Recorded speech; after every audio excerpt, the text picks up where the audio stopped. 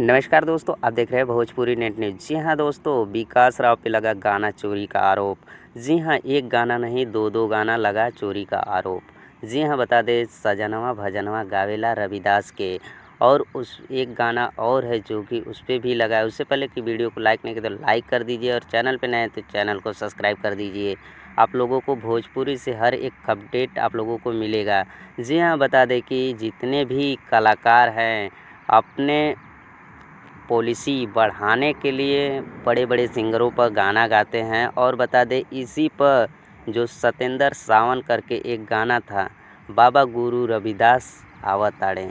जी हाँ, बता दें गुरु रविदास आवतारे एक है जो सतेंद्र सावन जी का गाना है। और उस पे भी एक गाना जो उनके मानते हैं उनके चैनल पर गाना पहले आया था। तो फाइनली उसके बाद विकास राव का गाना आया गुरु रविदास अवतारे। जी हाँ, 2 लाख प्लस इसका व्यूज़ भी है, और इस पे काफ़ी अच्छा रिस्पॉन्स भी मिल रहा है। तो फाइनली अगर इन्होंने उस गाने में काफ़ी रिलिप्स भी उन्हीं के जो वॉइस किए हैं सतेंद्र सावन करके, उनके गाने पर भी